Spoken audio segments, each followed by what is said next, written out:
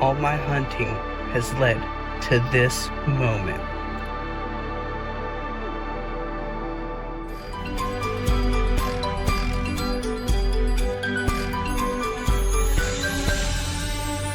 Pursuing PlayStation 2. This is a golden-eyed stickbug. Here's a white-kneed tarantula, a red-lipped batfish, and a fried egg jellyfish. Their names perfectly describe the way they look. It just makes things so much simpler. I wish more things in life were this simple.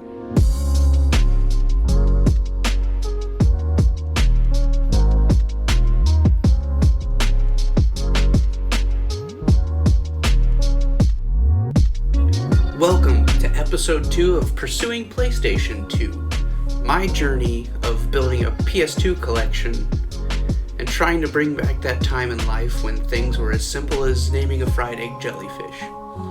Before we get started, I just wanted to say thanks for showing the last episode some love. It's really encouraging seeing the likes and new people commenting on my channel, so I appreciate it. Since the last episode, I've been busy. The collection is almost up to 50 games now, and one of them, being the Grail game I teased at the beginning, which I'll go over the new ones that I got. And I'm going to show the games that I still have on the list and that I'm going to be going after on episode 3 onward.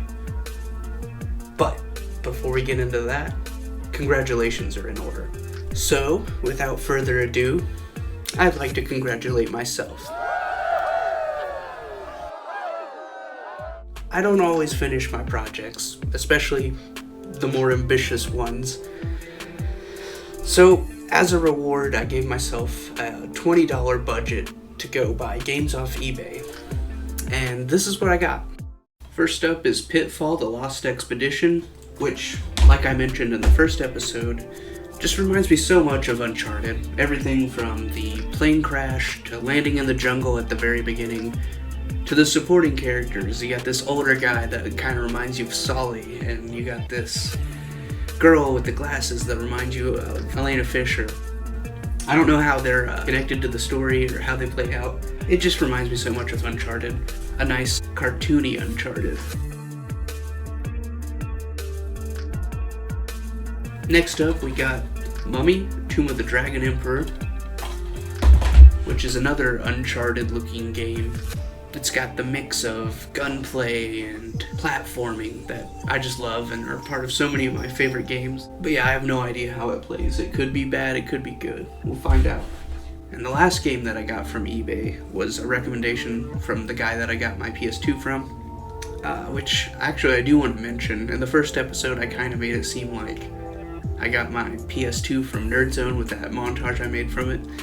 But it was actually free from a friend, and he recommended 3 games that weren't on my list, and this is one of them: Splashdown: Rides Gone Wild. Well, actually, he just said Splashdown. But being the Metal Jesus Rocks fan I am, I've just heard about how good this game is for years now. And then the other 2 games that he recommended, I didn't get these from eBay, but Pac-Man World 2, which I got from Nerd Zone, and Devil May Cry 3, which I bought off my brother. So, I did something that I said I probably wasn't going to do in the first episode. And I tried to play Mr. Flipper, and I tried to get something from Marketplace. So, I hit the guy up, and I bought those games. And there was like 4 or 5 on the list that I actually wanted. And the rest I was going to trade in to my favorite game store. So that way, I could get like 1 or 2 titles. 1 or 2 more titles from my list. And, well, I haven't traded anything in yet, so it could still go that way, but I got these games. I tried to do a live, I tried to sit down like this and do a live reaction to them, and then you could just see my disgust, because these games were like mildewy. They had this mildewy smell, and then I was finding mold on some of the cases and manuals. Max Payne 2, but it looks like it was used as an ashtray. Oh, God, what is that? Ugh. I mean, it's on the list, but I don't know if I want this. Oh, what happened here? Look how crispy this is. Ugh. Oh. Yeah, so, not so great of a start, but yesterday I spent a lot of time cleaning these things. And, there's probably only two that I'm going to end up keeping. And that's Tomb Raider Legend and Ratchet and Clank. This one was on the top because it was like the best condition, so I think he knew what he was doing a little bit. But yeah, I opened it up and it's actually Going Commando in there, which is the Ratchet and Clank game. Here's a video of me showing everything I'm taking into NerdZone to trade in from that marketplace deal. I don't know why I didn't do the audio when I recorded the video. I guess I just wanted to make things harder for myself.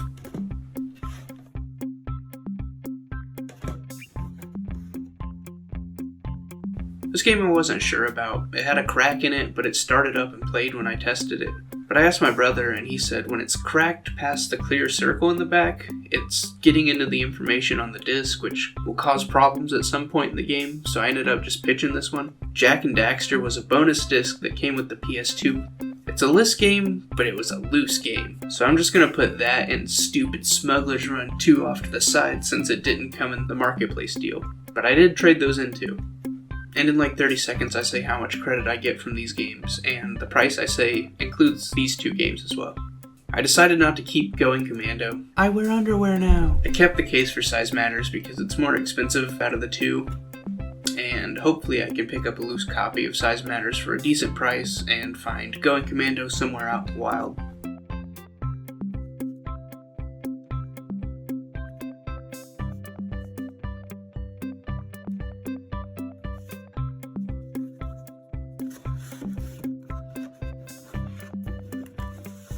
Just leaving NerdZone, the $30 I paid for those nasty fucking games ended up paying off. I got $50 store credit, and I spent 25 of it, and I got, well, I'll tell you what I got in the next shot. These games right here, and there's a tiny stop sign. Unfortunately, Hulk Ultimate Destruction did not work. But I can't be mad because he only charged like 12 or 14 bucks for this, and it's complete, minus the working game. But just looking up eBay prices, that's like what I'd be paying for just the box or just the case. So I can't be mad. I do have to pick up a loose copy at some point. But I also got, in an undocumented trip to NerdZone, I got Champions of Norath, which wasn't a list game, but I knew I had to get it once I saw it. One of my friends from back in middle school passed away earlier this year, and this game is part of one of my favorite memories with him. Every year he'd have a sleepover for his birthday, and one year we just stayed up all night, mostly playing this, which is the kind of game I would have never played on my own. Because at that point, my only multiplayer experiences were Mario Kart, some of the Mario Party, and sports games. It's been over 15 years, so I don't remember too much about the game other than having the spiked shoulder pad that made me look like the Road Warriors from WWE, and killing hordes of goblins and giant spiders and ants. But I just remember having a freaking blast with this game. That night, I also watched Tenacious D for the first time, and played hide and seek tag throughout his neighborhood, which is one of the staples of his sleepovers. I, of course, relied on the hiding part more because I was the fat friend. But yeah, what a night. Rest in peace, buddy. Hopefully I can get a multi-tap soon and have some friends or my brother and my nephews over and hopefully have half as good of a night as we did that night. And the last game I got from NerdZone for this episode was Hitman Contracts, which it was just like a $4 game. And it was on the list, so more games crossed off the list. The next two stops are new to the series. The first stop was Disc Replay, which I didn't go there with the intention of spending a lot of money, but this place could definitely show up in future episodes. It had plenty of stuff on the list. I just went there because I was killing time while my girlfriend was shopping at boring old Sally's for hair and makeup stuff. But yeah, I went there to get a second controller, just a cheap third-party controller, which kind of sucks because it won't even play like certain games. Like I try to play Batman with this, and yeah, it was like, no, you need a controller plugged in, which you know, I had the controller plugged in, but some games just won't take it, which kind of sucks. And then the first game I got from there was X-Men, the official game. It was only a $5 game. Like I said, I wasn't looking to spend a bunch of money, but I saw that for $5 and I was like, I can cross that off the list. And the next one is just this immaculate copy of PsyOps, the Mindgate Conspiracy. It just looks so clean. It's probably the best condition game I have. And yeah, I've heard that one be described as the game Control before Control.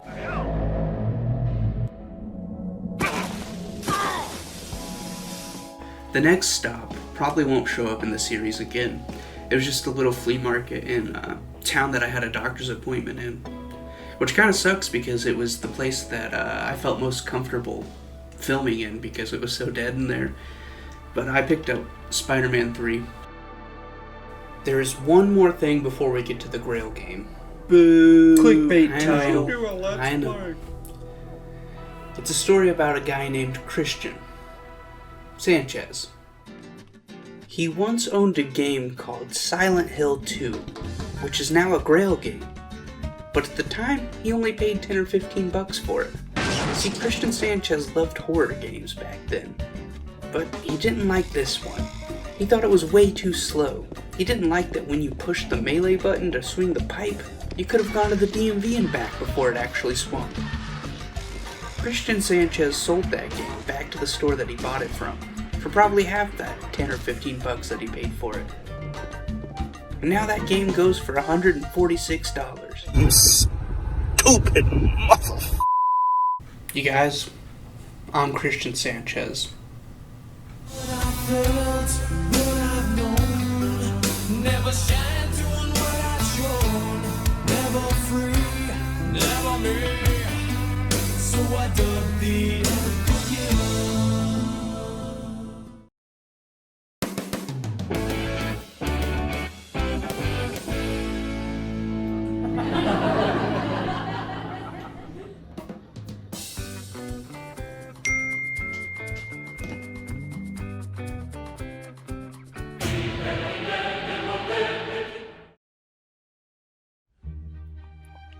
My car falls silent. I quiet my breath. All my hunting has led to this moment.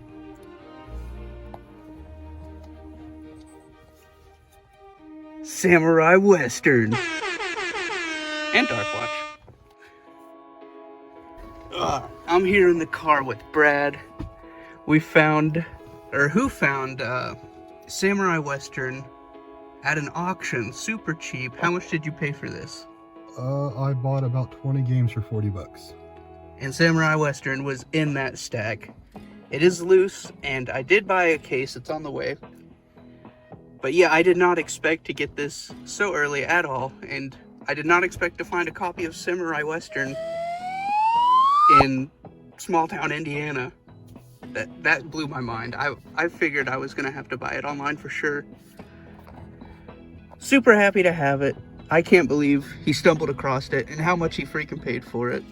This is the kind of stuff he finds all the time. It's dumb, he has the best luck, but I'm happy. I got the brother discount. I paid $100 for these games. Yeah, 2 big bangers crossed off the list today. And here it is in the case.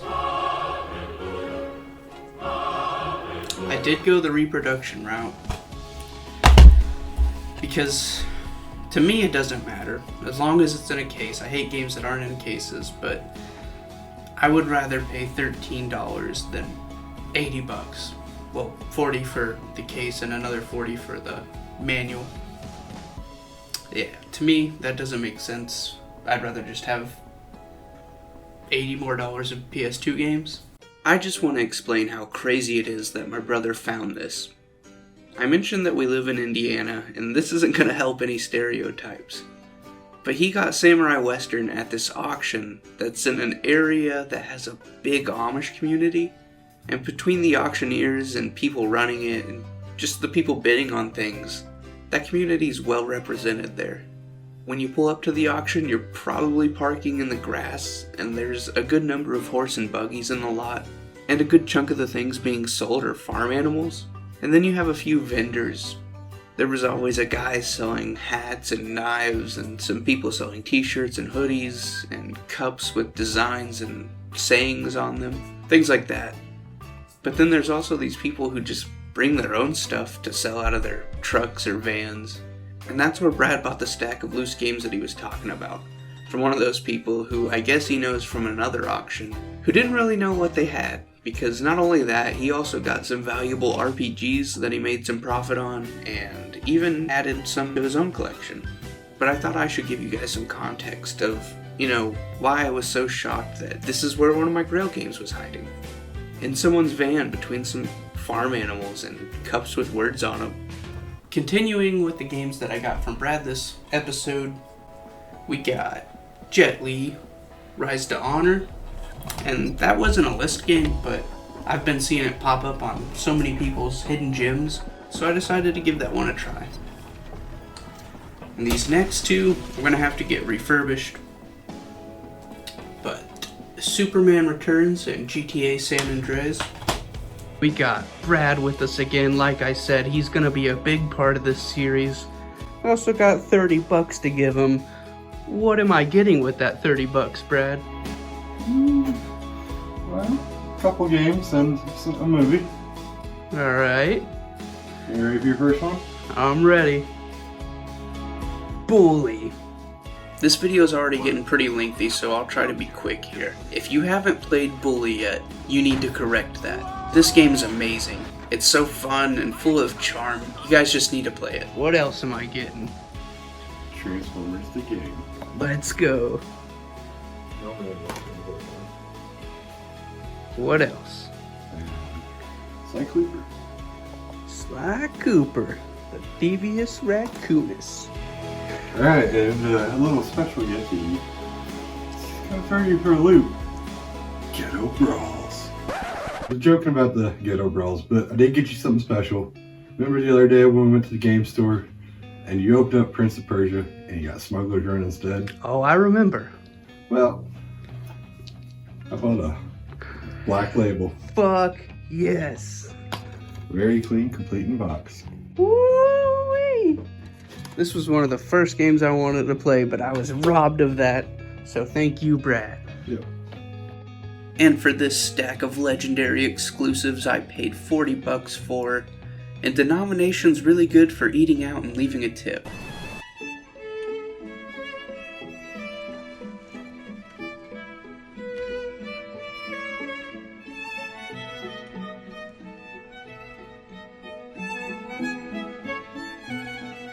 So I'm here at Brad's house, and he told me that he is getting ready to take all these games and trade them in, and he said I can have whatever I want, no charge.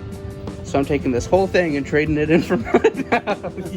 No, but I did see these two Devil May Cries.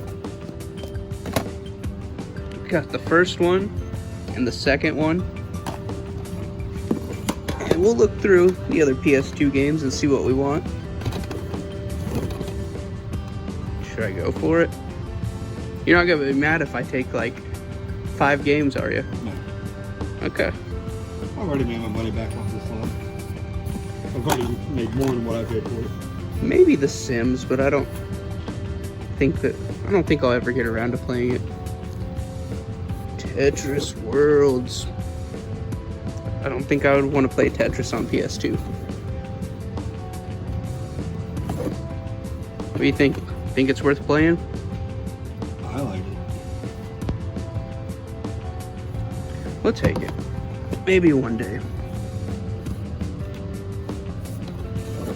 You're not gonna... Doesn't this hold value? Or not anymore since it got... 2 is the one that holds value. This one looks like $10 game. Dang. But this one... Maybe.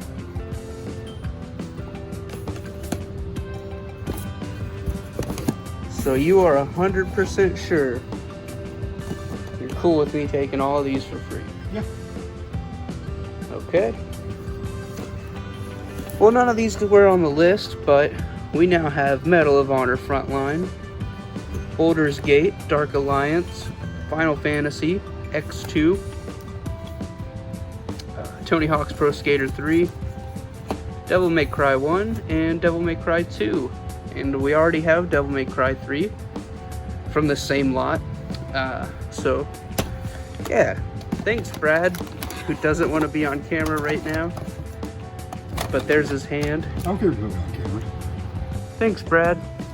Yeah, you're welcome. Here's part of a clip I recorded for the next episode where I talk about the games and other stuff I'm going to trade in to help with the cost at one of the next stops in next episode. Because I forgot to show that I got Ghost Rider. So there's a spoiler and my thoughts on the game. I got it in this episode and then I'm trading it in the next one. Brad really came through this time around. 21 of the 32 games in this episode came from him. And his efforts turned into a great episode for the collection, doubling its size and helping me cross off one of my Grail games from the list. But we still have a lot of work to do because there's still 38 more games left on the list. And here they are. Buffy the Vampire Slayer, Chaos Bleeds, PK Out of the Shadows, God Hand, GTA San Andreas, which I have, but I just need to get resurfaced and then I can hopefully cross it off the list, Gun, Hitman 2, Silent Assassin, Eco, Indigo Prophecy, Max Payne 2, Metal Gear Solid 2 and 3, NBA 2K5, NHL Hits 2003, Obscure the Aftermath, Okami, Prince of Persia, Warrior Within, Primal, Psychonauts, Ratchet & Clank, Going Commando, Up Your Arsenal, and Size Matters, Scarface, Second Sight, Shadow of the Colossus, Sly 2 and 3, Sphinx and the Cursed Mummy, Spider-Man 2, The Incredible Hulk Ultimate Destruction, Disc Only, The Punisher, The Suffering, which, if I like this one, I'll get the other one, Tomb Raider Underworld, Tony Hawk's Underground, which, same thing with The Suffering, if I like it, I'll get the next one, Total Overdose, A Gunslinger's Tale in Mexico, Ultimate Spider-Man, Disc Only, Van Helsing, Whiplash, and X-Men Origins Wolverine. There are a couple more games that I've been thinking about adding to the list, and I've taken off a few that were on the initial list. I've been thinking about adding Beyond Good and Evil and Space Chimps to the list. It seems like a lot of people really enjoy Beyond Good and Evil, and based on the gameplay I've seen, I feel like I could be one of those people too. Space Chimps is a 3D platformer that I discovered from watching one of Metal Jesus Rocks' Hidden Gems videos, and it's going for less than $5, so if it's bad, it's not that big of a deal. The games I took off are Far Cry, Dr. Mudo, Area 51, Kaya Dark Lineage, and Cold Fear. I for sure won't be getting Far Cry. I played Black, and I didn't really care for it. I'm not a big first-person shooter guy, like I've said, and I playtested one of the Medal of Honor games, the one I got from Brad, and I played it for like 30 minutes and ended up just giving it right back to him. So I'm pretty confident I won't care for Far Cry. Area 51, on the other hand, has some hope, because I playtested Dark Watch, and I'm actually having fun with it. I don't know if the gameplay is different or if it's just got that supernatural first-person shooter element to it, rather than just shooting somebody in like a war scenario that's got me more into it. But I don't know, what do you guys think about Area 51? Should I put it back on the list, or do you think it's gonna be like a Black or something, or I'm just not that into it. Dr. Mudo, I'm teeter-tottering back and forth on, because I didn't realize it was a $20 game when I added it, and I don't know if I'd be happy paying $20 for it. It does look fun, but I don't know if it's $20 worth of fun. So again, let me know if I'm wrong on that. Kaya Dark Lineage I took off the list because I watched a review that said you pretty much had to just like collect everything just to like progress at some point. Which I don't know, it sounds like it'd be more of a chore than a fun gameplay experience. And the last one is Cold Fear, which I said I didn't realize Dr. Muto was a $20 game when I added it to the list. This game is a $60 game. And again, I just don't know if I want to pay $60 for this. It looks like a fun survival horror game, but at the same time, like, do I want to pay that $60?